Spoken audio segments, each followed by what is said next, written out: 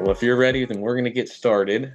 All right, let's do it. For everybody watching at home, welcome back. This is going to be interview number 5 of our interview series. Today, we're going to be, if I have this correct, interviewing INVGR8. Correct. Yeah. Awesome. Last week, we had your brother on, Clouded. And so this is going to be a pretty fun one, I think, to get to have two brothers on back to back. So I'm going to turn it over to you for a minute, let you kind of introduce yourself, if you don't mind giving us a little bit of your background and kind of how you got here. And then we'll kind of just see where it goes. Of course, no. Thank you for the opportunity. Pleasure. I mean, your enthusiasm's contagious. I'm happy to be here and tell you a little bit about myself. My DJ name is Invigorate, and I've been DJing since I was 16. Obviously that's my gamer tag as well. So you know Nice. who that is, and that's kind of how it started. And it was just an ode to one of my favorite DJs and producers. It was Richie Hawtin and his label Minus, and just the way that they would use like vowels and hide them and kind of like like techie and like good like that, like minimal, which is like what I really grew up on and what I really really loved. And I'm from El Paso, so originally born and raised in that magical city where we have mountains and a bunch of electronic music and a bunch of people that love electronic music. So that was always great to be there growing up in that scene and going to events when I was a junior in high school, which was like what, 2010, 2011. Going out consistently, there was always a international DJ playing in El Paso. So it was like we were spoiled and we could go for at that time $20. So you could go see anyone, bingo players, Afrojack, Sebastian Ingrosso for $20 to $30. It was actually like very different time compared to the Yeah. prices to go to, to any event. So that's kind of how it started. I started going to go see, like more mainstream DJs, more electro house. And little by little, I was started just like I became addicted. I just started like looking at songs and looking at labels and just great digging and see what I could find, any other music and interesting producers, people making interesting stuff. And that's when I came across like the real history of electronic music. And I've always loved rock music. Like that was always my thing, like classic rock, and Britpop, shoegaze, and that's where I was in high school. Pretty much, I was very, very into those type of bands, and I really, really looked into their history. And that's the part that fascinated me, just the effect they have on culture. And when I found electronic music, it was kind of like similar to that. Like it was like, oh wow, this is such a rich background and culture. Like this is not by accident. This is like decades of people laying down the groundwork for this. And Yeah. it's evolved from culture to culture. So you go like to Detroit to like the techno and how techno originated in Detroit. And then Chicago and then like Chicago house. And then you go to like New York and then you see like how they evolved the sound and then you find deep house and then you go and you see that like after like the rave act, then DJ started leaving to Europe and then it goes to Europe and then it jumps to the hacienda where like there was all these magical bands making magical music, and then that's where like it exploded into the rave scene, and then you get from there, and you get in the UK, then it spreads to um, France, and then you get Daft Punk, and then you get and then you just start building on it, and then people just start building on each other's scenes, and you Yeah. start seeing that it's more than just like the sounds that you hear. It's like it actually comes with a deep history behind it. Long way of saying just how I fell in love with the music, to be honest. It was just like that. Then going to see like my favorite DJs and just like being in awe. Probably like just watching some of them just do it so flawlessly, and you're like, how? Especially now that you've been DJing and you've been trying to DJ, right? You know what I mean. They make it look so easy, and you start playing around and you are listening to yourself and you say, oh my gosh, this is very difficult to Yeah, make sound good. exactly. Not to get ahead of the interview, but I'll just leave it at that. Just long way of introducing myself, where I come from, and why I love this music. But if we can go in more detail than that, but it's your interview. I could talk for hours, so please interrupt me with questions. And Well, I'm actually going to go back a little bit to some of your early days. I was snooping around on your profile before our interview, and it was, I believe, titled something along the lines of Core Memory. oh yeah. Detroit, it was Detroit 2017. I was going to ask you if you wanted to elaborate a little bit on that. I know it was a part one, and I didn't see a second one, but it still was important enough to put out there. So I'm interested to hear the story. No, yeah, so that's actually a great story and a series that I wanted to keep going, but then the collective started getting more traction, so we needed to focus on that instead of Yeah, my own personal brand. There's more about the collective's brand, which is something that we can get on later, but I'll tell you we a little will. bit about that day at least. So recently I remembered I had my old, like a phone. I just found an old phone when I was cleaning out a room and I was like, oh wow. I was like, I have all these videos because I know like a lot of people are like, oh, don't record and stuff like that. But you'll see in that video, I'm like dancing, but I'm recording. It's just like I'm just like recording because it's like, oh, I love this song. It's Yeah. like I only record for two reasons, because I love a song or because I'm trying to steal a song. And we can talk about that later. But that's how you find the little songs. I mean, I'll be honest, that's how I find my songs. I record them, then I go home and I press like I put them in a computer and I Shazam them. And Yeah. like that's how you find songs. So but that specific moment was so one of my favorite labels is Compact. And it's a Berlin label run by Michael Mayer. So Michael Mayer is like one of my like DJs that like I've always wanted to catch live. And he rarely plays in the US. Like the place the times that he's played, like he plays like iconic clubs like in North America, like Hard Pop in Ciudad Juarez, it's a great Mexican club that's like in my neighborhood town. But I hadn't had a chance to see him anywhere. So when I went to Detroit, it was like, I'm gonna go see Michael Mayer. And my friends were like, they didn't know who he was at that time. They weren't aware of his label, and like they love the music as much as me, but that was like one of my, oh, like this is like for myself. So he had the sunset set at the I forgot the name of the stage, but it's the one facing like the lake. So when he's playing, and then at that point he had released like For You, which is one of my favorite tracks. Like even to now, it's just so emotional, and it has Joe Goddard on vocals, who is the lead singer of Hot Chip. So that's another thing. Every time that you mix like rock or like indie rock and stuff like that with like electronic music, like you always it's like an easy sell for me.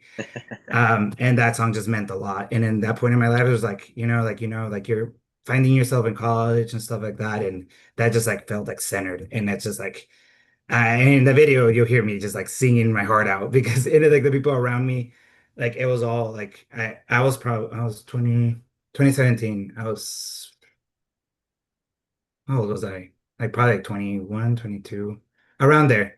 But everyone else around me was like in their 30s at that point. And Yeah. it's because and they were all European. And it's like one of those moments where you're like, oh, you're there, and you're like, oh wow, like that's because this guy touched in his label touched so many people's lives. Yeah. Um, and you're like, these people get it, and then you get it, and then it just all comes together. And that's why it was like a core memory. Like I'm never gonna forget like the sun setting and then that song coming on. And Right. yeah, it's I recommend it if you haven't heard that song. And it has like four remixes also that are fantastic, including Solo Moon. Solo Moon has two remixes of that song, which they're actually the remixes are amazing too. But my favorite is the DJ Koze remix. Just go listen to the remixes. They're fantastic. I'm writing it down right Yeah. now. So we touched on it a little bit. Uh, you had said that the collective started to kind of take over your time, and for those who watched last week, we did get into a little bit of the collective. But for those who didn't, if you want to give a brief idea of kind of what that is, and Yeah. then we No, dive into that. yeah, so our collective that started Sky. So it started with my brother and I have like we just love music. Like we've mentioned, like you'll see that we both like when it comes to music, we just love it. It's like our it's beyond our hobby, it's like our way of life. Like it's like our way that we just like grew up. We came up because of the music that helped us deal with all our feelings every single time. And we had a moment in our lives where it was just like, okay, like it's now, like it's I'm in a point where like I'm pretty okay in my career, like I've done well for myself as an attorney, and my brother had just finished college, so I was like, okay, that's a perfect intersection. Like you have time to go work 9 to 5, and then like in the nights go and like start networking and build on the platform that you have. Because seriously, he's I'm very proud of my brother for doing what he's doing and following his dream. I had to go the long way around it, but he was convict. He had this conviction. He knew what he wanted. So Yeah. he right away started chasing gigs and getting his name out there. And like making sure that people heard him and listened and they understood like his dream and his passion. And so I saw that and I saw the opportunity to be like, you know what, like I still DJ a lot. I spend a lot in DJ years still, like, and I have my legal expertise. So we decided to start a business together. So we went and we formed an LLC. Um, we got all that settled. And we started just going out and trying to get gigs. We found a great residency at Neon Grotto, the first and third Thursdays of the month. We'll continue to be there through the fall, so it'll be great. We have a lot of special surprises, including some open decks. So we hope to see you there. Um, Yes, I love it. Yeah, and it's just been growing into something truly special. We have other DJs in our collective. DJ Haldana, who's amazing DJ, super talented. She's also getting a lot of buzz in the community, and she really Right. represents like what's good about music as well. But between like them, and then we have my best friend who plays in these leads, and he played last week at Neon Grotto. He was with me when we were 16 mixing at his house. So it's kind of those things where like it comes back, like he's like, oh, like you're doing it, like let's do it together and stuff like that. So it's a group of just creatives that just have this like shared passion and shared motivation and just That's awesome. helping everyone under the same umbrella go towards the same goal. And it benefits all our interests at the same time. So we're getting more gigs, we're getting more exposure. We're trying to just merge those interest in that those sort of creatives, and Yeah. just keep growing it, finding more DJs and just finding other visual artists as well. I love art, by the way, like visual art. I like that's something that I'm really passionate about too. But that's probably up next. Like we're trying to find like a collective that we can, a visual art collective that can merge with our music collective, and we can throw parties together, and then just like go from there and just get more people exposure to honestly the like just the immense amount of talent that there is in Texas that Yeah. doesn't get the amount of attention that it should because like just it's a matter of like who has the most money that can get the most promotion and who can get the most likes on social media. Yeah. But there is a lot of talent out there. And I think just the group of people that we have are great at identifying that talent and putting people on songs that they didn't know they're going to be their next favorite songs. So that's how we see it and just sharing that passion and hoping that it's contagious. Mhm. Cool. That's really cool. So you mentioned that there's a couple DJs as a part of this collective. How many are there total right now, I guess? So four DJs in our collective. Yeah. So my brother Clouded, who is pretty much like our creative lead, and then it's me, INVGR8, and I do all the operations. I do all the bank stuff, all the legal stuff too, like the things that I'm good at and that I do in my day to day. And then DJ Haldana, who's also part of like the create. So whenever you go to one of her events, you'll notice that it's very like decorated and it has like a theme and it has consistency in the themes. Cool. And it's just like something that we wanted. We wanted to like make sure that it's like not all over the place and it's not Yeah. like like when you're like in college and you have mixed match furniture. That like if you had left that to me and my brother, it would have been like that. But she's apart from being a fantastic DJ, like she's really good at keeping us in check on that and just like making sure that our design is very consistent and very like great and on brand and very like inviting to people, which is what we want. We want to invite people like to come. And then my best friend Luis, his DJ name is Lizzy, and he plays Indie Sleaze.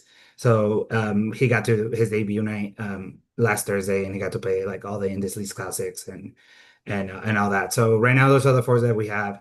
Then we during our residencies, we'll try to have at least one or two of the residents play, and we'll have a guest, a headliner, like depending on where they are in their career. Right. So, like we had Leonie Leon play, who's an amazing DJ in Austin. Like honestly, like also like top three. She's fantastic. So we had her headline about a month ago, more or less now. That was honestly like one of the best parties we've had. I mean, we've had really amazing parties, but that one Nice. was something special because she's an amazing DJ. And then we've had other guest DJs who are like, more like up and coming or just like trying to get more exposure. And then those are like your special guests. So that's how we'll like organize it. And then we allow our resident DJs to go through an opening set. On Thursdays, we call them opening sets, headlining set, and then the closing sets. because the middle one is the headlining set because people tend to leave because they have work the next day. And each one of them requires a certain amount of discipline and work that you need to do to create a dance floor vibe. Mhm. So that's kind of just something that we're like really feel strongly about. Just like the etiquette of the dance floor is not just like you go out there and if you're opening at 9 p.m., you go and burn all the Beatport top 100s. Like I mean, there's like an etiquette to this. Like you start Yeah. out slow, you build the dance floor, you invite people over, you get them, with the music, you're trying to get them to go onto the dance floor, see it, take it in, be like, okay, this has potential. Let me go get a drink. Then go get a drink, and you bring them, and then your set grows, and then it's a headliner's time, and then the headliner does that. The headliner continues the energy, takes it to a peak, 8, 9, brings it a little down so people can get a drink before he takes it to 9, 10. And then slowly comes back down, and then the closer is supposed to keep the energy on 7 to 6, and then just like, slowly filter it out and just like kind of just keep it all cohesive. So that's Nice. something that we believe in too in the collective, like just the importance about certain things like that. Like it's keeping the purity of like knowing that you're also doing this for like the people that came before you. Yeah. So that's why a lot of times when people are just like, no, like if I'm opening, I'm playing all the bangers, and I'm like, no, dude, it's like I get your logic, but at the end of the day, like this has been the standard for many years, and people believe in this way of doing things for a reason because a party has a life, and you need to like, take it to its ups and downs, and you gotta, like Yeah. slow it down a little, be a little like offer a couple breaks, but not keep it all the same and stuff like that. So it's just we can go over that another day, but I have my thoughts on things like that. But yeah, we believe in things like that in our collective, and we're trying to keep that and pay it forward and just share a little bit of that with the new generations and identify that talent. So it makes sure that our traditions in dance music keep getting carried. Awesome. Mhm. That actually sparked another question. So you're talking about, kind of building the night on a Thursday night. Would that plan, I'm assuming that plan would be a little bit different on a Friday night because presumably people don't have to go into work tomorrow. How would that look different? Just would the headlining set be in the place of the closing set in a way? Yeah, so you nailed it. I mean, it's like it would be more like your standard on the weekend club. Like if you go see any DJ on the weekends, it would be opener, headliner. Okay. So that's more or less how it would go. And then it's just like it's just rules that you must follow. Like don't like if you ever playing for a DJ that produces, so there's like don't play his best song. Like if you're opening, right? Like Yeah. don't do that. Like that's just like taboo. Like don't do that. But it's like in our collective right now, it's mostly DJs. Like we have some production here and there, but it's like we focus on the DJ in the selection. And it's Yeah. like I would say like the DJs that we have right now are so talented and they have so much knowledge that we have so many tracks that we never overlap. Like it's like that's how good it is. That's good. Yeah, but it's like we know how to like actually, read a dance floor and like carry it on and it's little things that we want to invite people in, like people that come into our collective next and just like see that and are willing to learn these things and not only that, but we also give them a platform where we like provide like social media training, marketing training. You get access to me as an attorney too, like so like anything that you need like that, it's like actually pretty great perks of just being in the collective and it's just great way to meet people and meet friends and get gigs, which is what every DJ wants, right? So Yeah. like, yeah. So yeah, this is like the long way of saying that there's different, like every day of the week requires different types of sets and energy. And it's Yeah. just knowing that, like when you're playing a gig with like other local DJs, like how to like actually approach your DJ sets, like because those are the people in your community. Like Yeah. at the end of the day, like you don't want to piss off other people in your community. Like, why would you want to do that? Like, it's like and there's like some people have the attitude of like, I don't care. I will just do what I want to do. Okay, well, I'm never gonna invite you to play again. Like, and I'm Yep. sorry, but it's like it really is like you follow the standard that's been set by people way more talented than you and I, or like, or you do what you want and you never get invited again. Like it's like, Yeah. so it's like one of those things. It's like, personalities and everything, but it's just it's just little rules like that we can talk about anytime that you want. Okay. I And we appreciate can it. structure DJ sets if you ever need to practice or record one. Yeah. Yeah. Awesome. Mhm. I was actually going to ask a little bit about, you said you're an attorney and you kind of do entertainment law, I guess, is the way to refer to that. Yes. Kind of what does that really entail when it comes to, I presumably it's contracts and things like that, but is it overlooking like artist management, distribution? Like what kind of aspect do you seem to find yourself dealing with the most? So it'd be a lot of contracts. So you're right. It's like about getting those contracts even with the agent. So as an attorney, you're the middleman between like getting that creative, the access. So you come, I rather tell you by example. So you come to me with a song that you produced and Okay. you sampled X song and you come to me and you're like, hey, can you help me release this? And I'll go and I'll listen to it and I'll be like, okay. But you didn't even just sampled more than just the vocals. You sample the vocals, you sample the drums, you sample the like Yeah. the bass line. Okay. Well, and then I have to tell you, well, if you want to release this, you're gonna have to get the licensing rights for all three parts. Getting the Yeah. licensing rights is gonna like cost you X amount of money. If you're gonna do it that way, then you got to make sure that your track is such a banger that you can cover it. If not, I recommend keeping one of the three and then switching the other two for something that you made yourself and didn't copy off anyone else and it doesn't infringe on a copyright. Yeah. And then we can talk about getting the rights to that one license. Or if it's a vocal, instead of just like having sampling the vocal, have someone else sing the vocal and pay the cover rights. So you can pay a cover right, and it's usually a flat fee. It's things like that. So not to get into many specifics, but it's just allowing you to come to me with the idea, and I can be like, help you bring that idea, like, and just be like, okay, if you want to take it to the market, you want to make money on this, you have to follow certain rules, such as Okay. copyright. Yeah. And yeah, so that's something that I really care about, copyright, and something that I'm very passionate about being such a music lover, and just the fact that sampling is such a hard thing to do in Yeah. music, and it's actually something that I think hinders music a lot because a lot of good things come from sampling and actually flipping and I say like flipping a part of a song because that song evokes a feeling, but when you flip it and you make that song evoke a different feeling, it can create a contrast that is unmatched. Yeah. So I love hip hop. Like hip hop is also one of my favorite genres, and like I feel like hearing some of those songs before the main cases where like sampling was like actually really prohibitively expensive. Like you'll hear like a Paul's Boutique by Beastie Boys, and you hear every sample in that. I think that has like over 200 samples, if not more. And Wow. you're like, wow, how did they do that? And it's like because before then you could do that. You could sample that. Mhm.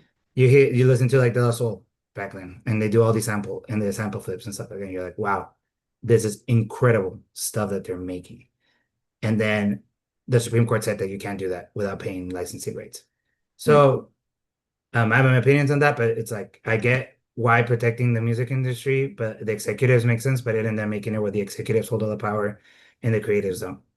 So that's just why I wanted to become an entertainment lawyer and just help Yeah. people out, like that I know are talented and that I know is like don't have the money to just like go and just like rely on their parents who are already in the industry to get these ideas. Yeah.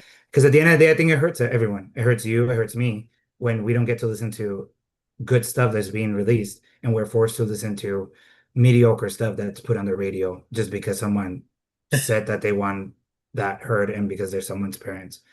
I mean, Yeah. I just like a blunt way of saying it, but I think it's true. Like I've had these feelings for forever, and like you just hear this like basic music that is doesn't have anything to like portray, and it's not controversial, and it's not like it's something you can put in the background and just that people can sing along to, and you're like, okay, well, music's not about that. Music's about making a statement, and Yeah. like and it's dramatic, and it's like all these other things, and people are just trying to sell you a sanitized version, but that's. Long way of saying why I became an entertainment law attorney. It's just because of things like that, because I do have such strong morals about the things that I like and care about. And Really? I know a lot of people out there that are just so good. And if only they had the right attorneys, they could Yeah. do this. I fully agree. Yeah. My background is real estate, and man, just one phone call to an attorney could have saved a lot of people a lot of trouble sometimes. Yeah, I know. Yeah, I mean, that's what I tell people. I mean, just a pitch to be an attorney. Like, come to me and spend. $2,000 to avoid you losing over 20,000. If you Yeah. come to me, I'll protect you from like liability of like 50,000. So it's like more of like I'm looking out for your interests. If we're in this together, and now you have me on my team, like and now you have me on your team. So like let's do this together and let's do it like the right way. But if you come to me and you put me in a hole and I have to take you like and I have to pull you out of the hole, it's gonna be way more expensive. Oh yeah. So it's like those things just I love being an attorney as much as I love being like a DJ. So it's like now that I get to mix both, it's like honestly like something that I'm pretty happy and excited to actually build a career on this now. So That's yeah. awesome. That's really cool that you get to combine them now and Yeah, see where it exactly. goes. Yeah. It's pretty exciting, honestly. Awesome. Yeah. So you had briefly mentioned, and maybe I'm ahead, but I think I'm behind. Y'all had a recent indie night. Is that correct? Mhm. Recently? Because I checked out your SoundCloud and that was, excuse me, your mix, your track was the mix from just a little mix from that night, or was that promotion beforehand? It was promotion. So I was out of town for that night, but I had massive FOMO because it's like my best friend is playing and my brother's playing, and they're playing Yeah, the music that I grew up on, like the indie sleaze. I'm like, and that's like when I was like, oh, I'm getting like crazy FOMO. I'm gonna get my own songs and like record a set like if I was there that night. So yeah, that's exactly how it ended up being. And we're like, oh, well, let's just use it as promo. And I was like, okay, great. let's just use it as promo. So I had to take down some of my sets on SoundCloud because I don't pay for the SoundCloud Pro. Too many subscriptions already. So I was like, I'll just start from scratch. I'll just add that one and then I'll make new sets. I'll at least try to make one every week and then just like upload them and then just rotate them out between that one and Mixmag.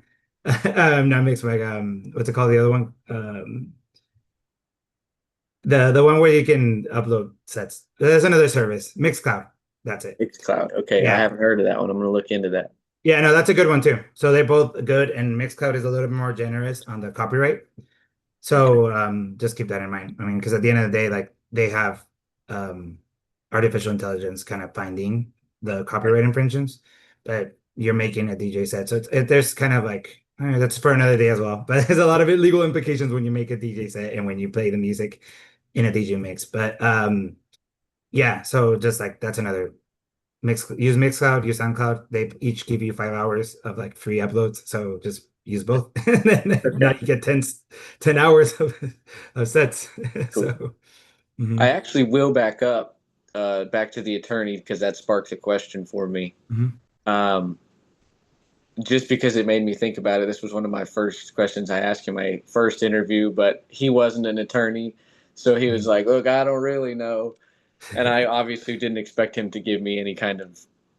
solid answer as to yes or no. But what is the legality behind just, like, I mean, I guess if you got a chance to check out my channel, my goal is to play some music on Monday and upload what I played and then do interview on Wednesday and then practice on Friday and upload what I played on Friday. I've gotten a couple copyright strikes, but nothing that actually infringes the video except for in Russia. So in terms Interesting. of that, like, am I thinking I'm gonna be okay, or am I gonna get a knock on my door next week saying, "Hey, we're taking everything"? You'll be fine. No, that's not how copyrights copyright strike Okay. work.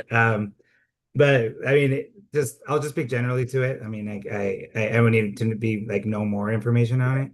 But just like so, when and YouTube is known for this, YouTube's probably the hardest one to actually like upload any mixes on there, Oh, and it's okay. because they have this technology that goes and reads here like your mixes, and then they see, oh yeah, like yeah, you're using the song, so they'll strike it because internally they have to have these procedures in order to have like major labels send their videos in. And so it's like they have like all these like not to get too into it, but just like just know that like it doesn't mean you're gonna get in trouble when you get copyright struck. Like I don't think you're making enough money of any of these things enough for Yeah. anyone to come and say like, hey, you're doing this or like you Yeah. trying to use my like song for commercial purposes. There's something called the fair use doctrine, which you should read into, and maybe we can have another interview later on, and I can actually elaborate much more on it. That'd be awesome. But it's I'm not gonna bore you with a lot of legalese, but that's something you should look into, the fair use doctrine. I love that And kind of stuff, man. yeah, and just look into the like how that applies to like the things that you do and like the different factors apply to the things that you do when you upload music anywhere. Okay. What did you say it was called? Fair use, Fair. FAIR, use, and the fair use doctrine. Okay.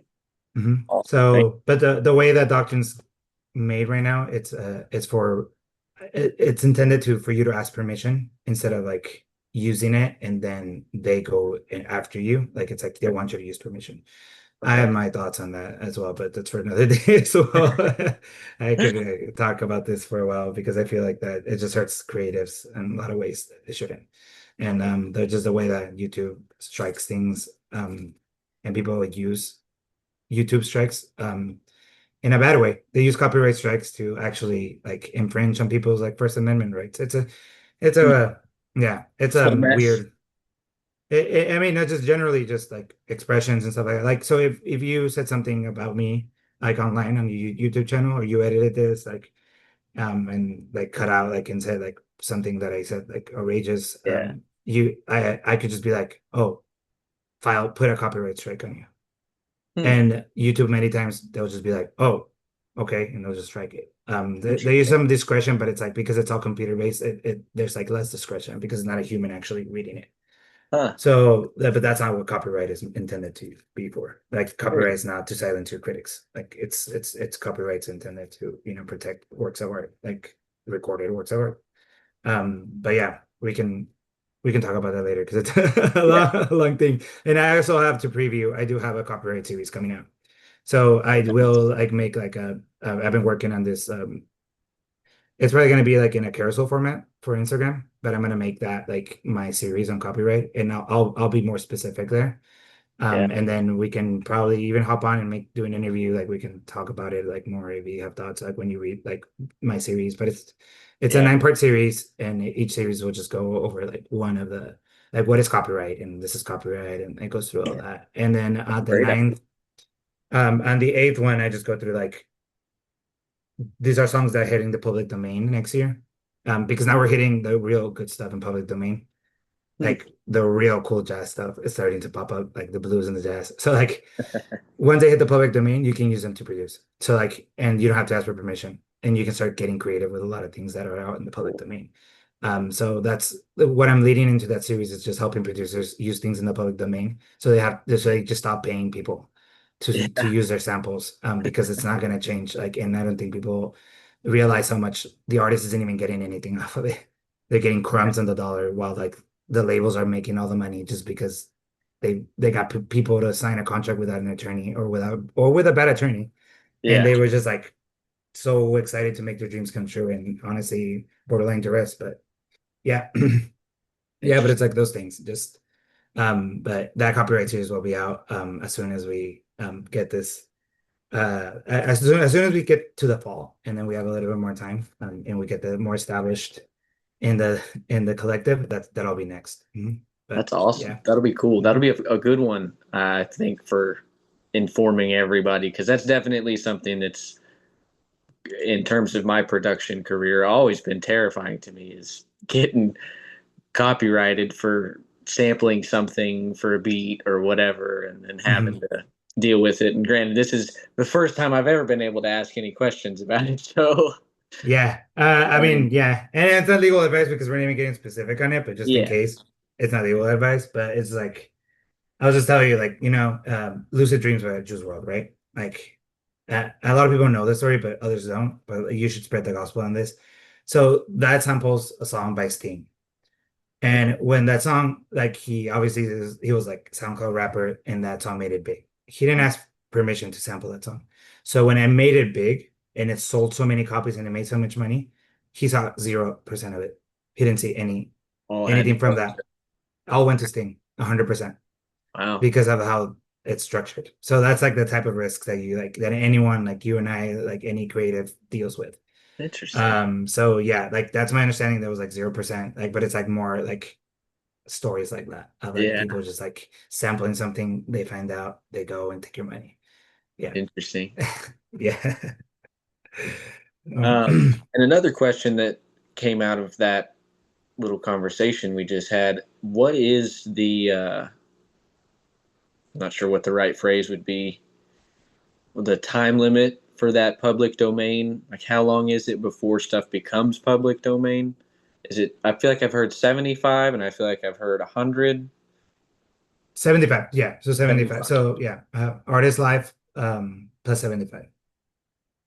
Oh, the artist's life plus 75. Yeah, right. Hmm. Interesting. Yeah. So so like it'll be like the artist, the intention of copyright is to grant you a monopoly over your own recorded like thoughts or like created like ideas, like Yeah. something that you put in a tangible medium and you like, for example, you record like a song and like you put it in a CD or like and you make an MP3 and that's yours. It's recorded, like that's copyright. You don't have to go register a copyright. Like they don't like that's yours. Huh. So the whole point of it is that you own your own ideas and like you get to use your own ideas however you want to use them. And then 75 years is where the law currently stands, but it's been Okay. extended many times and stuff like that. So Interesting. That's pretty yeah, neat. so I think that's like in 1932, 33. My math might be wrong, but I was just looking at the public domain recently, and that's what's around there. So it's like 1933, I want to say. So I'm telling you, we're starting to get into like the real good stuff. Like Nice. every year we get closer to better and better stuff. Like because it's like because the recording instruments got better. Not that the things before were bad or anything, but it's just the recordings are kind of bad. They're hard to use and like music in modern music that you'd have to do a lot of like mastering like Yeah. a lot of work in the back end to do it, but like now the recordings start getting better as you go up the 30s and then Nice. obviously the 40s. But yeah, it'll be a while for that, but yeah.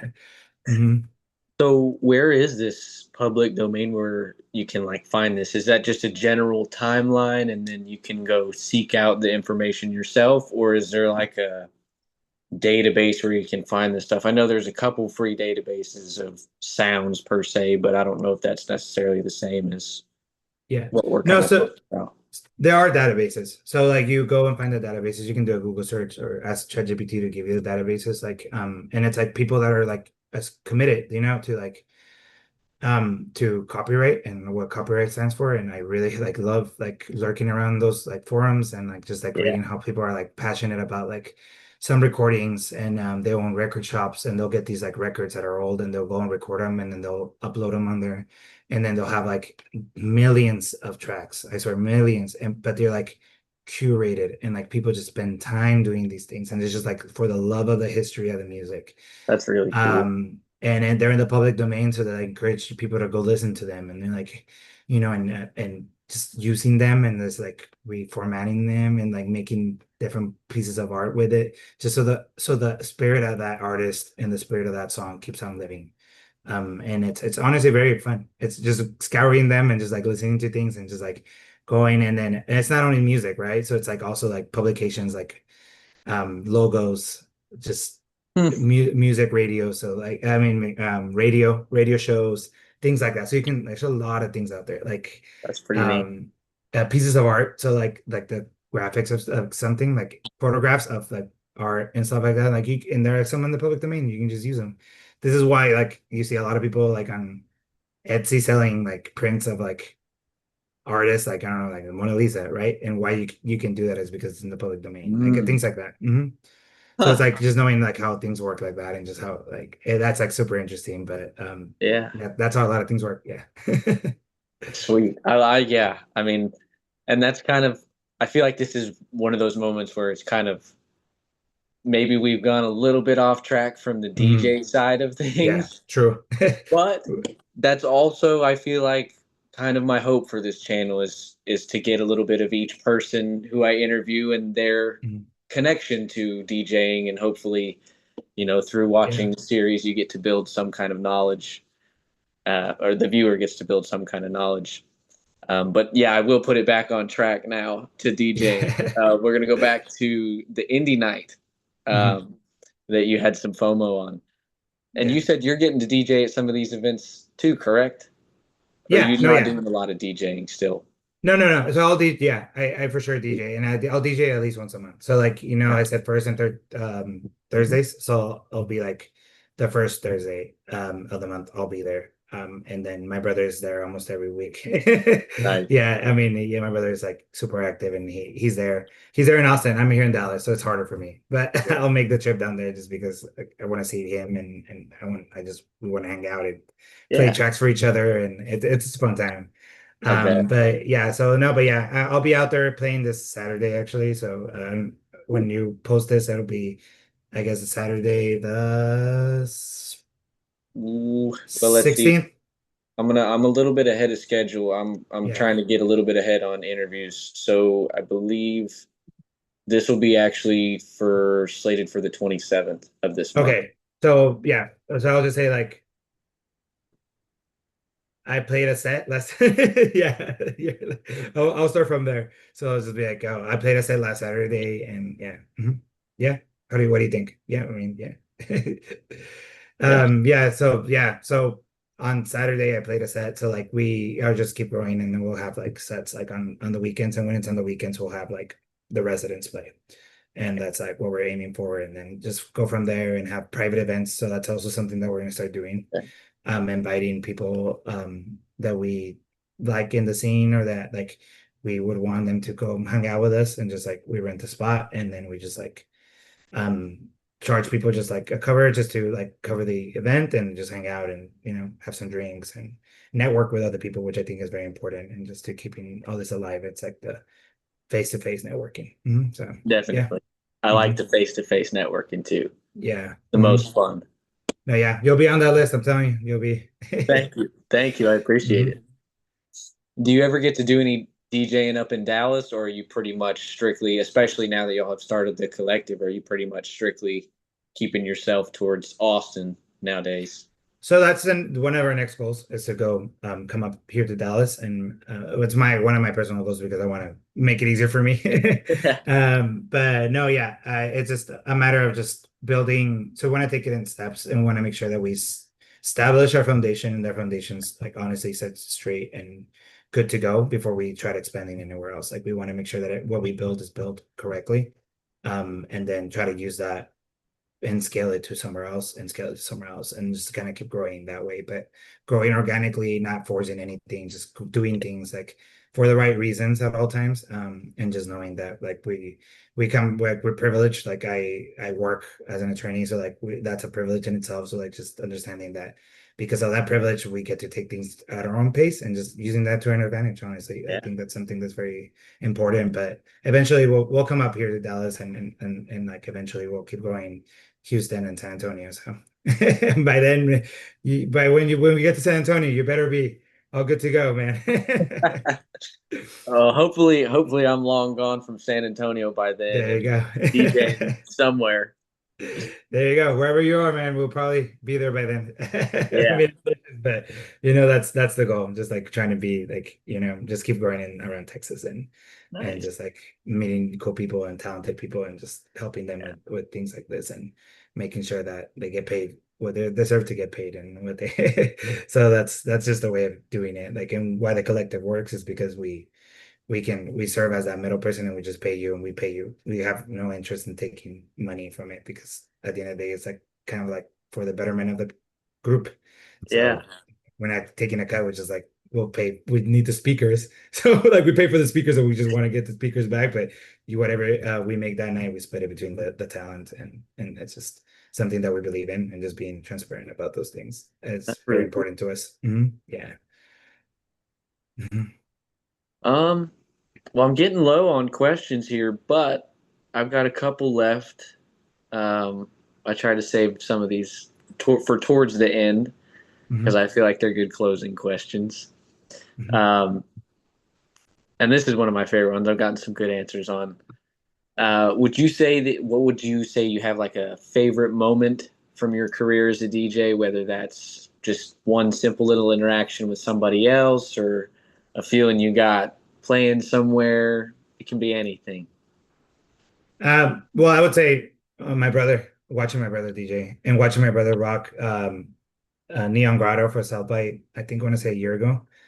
that was one of my most rewarding moments as a DJ, as just like Yeah. a brother. It's just like I was so proud of just watching my brother just go and destroy and play tracks that like we've enjoyed when we were like younger, and just remembering that like just seeing him play those tracks and just like pay homage to those tracks and just I don't know, it was just very, very proud moment. And to me, it was like, okay, this is like why I do things like this because I do want to transmit my passion to others. And that was really the moment when I saw him play, and just rock a room and have like 50 people dancing all night and just like and dancing and like not like and staying true to his sound and just like rocking it and just having people just be like, oh wow, like that's your brother. And I'm like, yeah, that's my brother. I would say that that's my happiest moment as a DJ myself, just because I was like, he is doing this. Like, he's actually paying it forward. Like all those hours I've spent, and he saw me doing it, like he's doing it, and it kind of inspired me too to like, to get out of just my bedroom and be like, you know what, like I should be out there playing too. Like, and that's how we ended up doing this. So it really, yeah, it really was a big important thing just to watch my brother play that South by gig. That's awesome. That's cool. Yeah. And you can tell that he's very passionate about what he does. I mean, he was just like you could feel the energy as I was sitting there talking to him about, Yeah. just his excitement for the music and DJing just as a whole. So Yeah. that and it's really cool to get to see where it comes a little bit of where it comes from. Yeah. Also, Yeah, I mean, no, yeah, I mean, you can tell we're brothers. yeah. Like it's like, yeah, no, yeah, we're very like much the same, and it's like, no, it's one of those things where it's just like, wow, and just him performing, and when he get puts on his gloves, it's something special, man. You're in for a treat. I don't know if you've caught him yet, but you need to catch him. I haven't gotten to Yeah. see him, but he did give me Mhm. look into the red gloves a little bit. Yeah, yeah, that's his motif, like his thing, like the red gloves, and he was Yeah. like, yeah, that's great. Yeah. I should have asked him, but I didn't think about it till after. But I was wondering, like, are they slippery, or they got grip on them like those socks at a trampoline park or Huh. whatever? Because I was thinking about it, and I was Good thinking question. It's about probably my pretty hands. slippery. I was thinking about my hands, and I was like, you're gonna have to be pretty in control of that board to be wearing some slick gloves like that, like they look Yeah. at least. So that's pretty cool. That's even more impressive to his skills if he's got slippery gloves on doing it. Yeah, good point. I will have to touch him next time because I actually never thought about that. But now that I Yeah. think about it, yeah, like, Oh, maybe I'll text him and ask him when we get done if it's not yeah. too late. No, yeah. But no, that's for sure. Now you have me, I'm curious. How does he do that? But that's Mm, really cool to mm. have that be to hear that that's one of your favorite moments, just getting to see your brother play. And so was that actually one of the moments that kind of that was got you saying, all right, like, we got to get this going again and got everything started?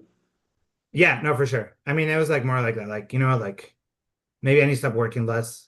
Um, like life's not about just working Yeah. nonstop. And well, because it's nice to have disposable income because I would just go and just buy like I have like a record collection, like a Pokemon card collection. I Nice. have like good DJ decks. I have like all these good things, and it was like great to have like all those things. But it's like what I really like, and it's like, oh, I like DJing, I like music, I like all these things, I like helping people. I was like, you know what, like I need to find a new job, and that's where I ended up with my new firm, and that allows me more flexibility to do a lot more things that I like, and That's just get out there, and just it's a different type of hard work, but it's hard work that's more like my personality. So it was for sure one of those moments where I was like, oh, seeing him, I was like, damn, this is like inspiring. Like he's stuck to it, and look at him now, and I'm like, oh, like I want to DJ with him too. Like again, and yeah. just like yeah, and just build our own thing and see where that goes. So yeah, And I think that's really cool to have it be something that you did for a long time, kind of got him into, and then maybe had, I don't want to say fallen out of, but maybe backed up off of a little bit. hmm And then, how like so many people have this big name DJ or whatever kind of spark that and bring them into it. I think that's really cool to have your brother kind of be the one that brought you back into it. I think that's really cool. yeah. I mean, I never stopped going to events. I'll tell you that. Like Yeah. I'm still a regular at every time a DJ that's in town comes, I'm there.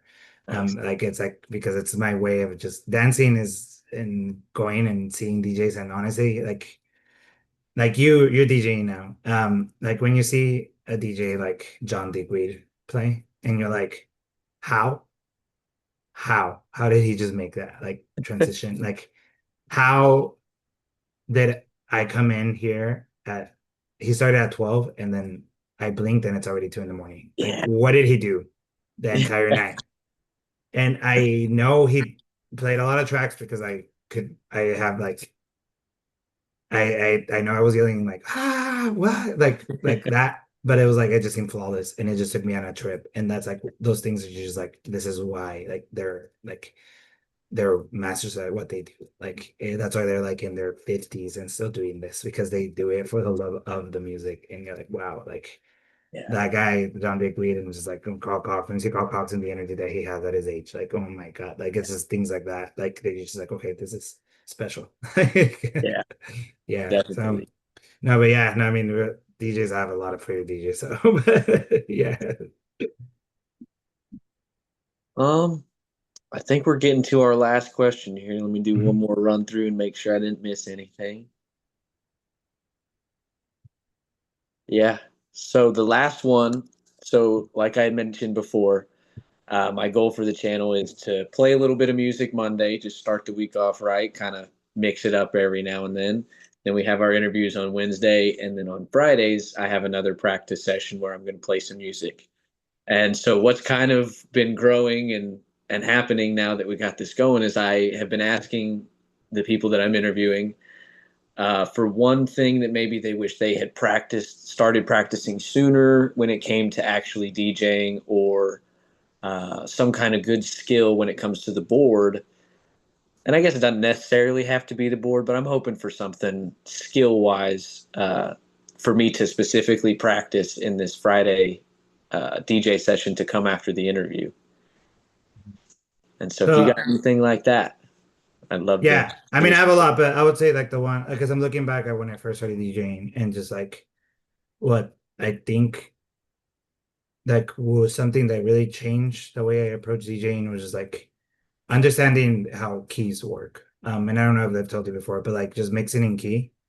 Um, and it's like a rule, obviously, right? I try to mix in key and I use the Camelot wheel. Like I think the Camelot wheel. I don't know if you're familiar with it. I Mm, can picture it, but I wouldn't have been able to tell you that was what it was called. yeah, so that wheel with like the two sides, and then you can mix next to each other at the same key up and down. Hmm. So I learned it through that. My brother uses the actual key names because he played instruments his whole life, but I'm more of like, like a lawyer, so I prefer like A7 to A8, Yeah. like something simple like that, but just learning that and then making sure that you are able to mix within those parameters and just limiting yourself to just doing that correctly and doing it right. And I would say that's if you can just master doing that, then you can start doing a lot of other cool stuff within the Camelot wheel or without mixing. So, but just like knowing how to mix within melody and just being able to make long transitions.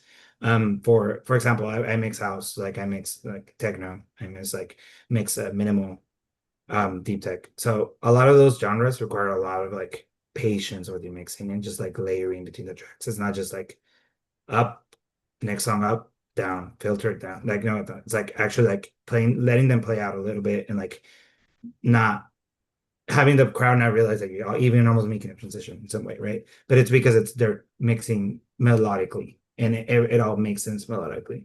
So some DJs are very intentional in the way that they stay in key and in the way they'll go from like major to minors and they'll go from side to side, but they're doing it on purpose because they're trying to tell you a story through the musical key. So Okay. just like knowing that.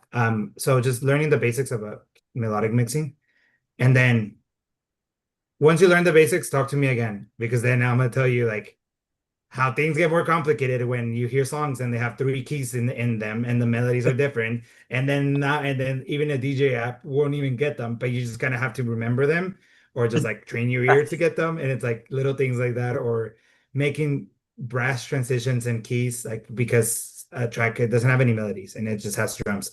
So like those are always shortcuts. Like if you have a song that has all drums, like it's like very, very rhythmic.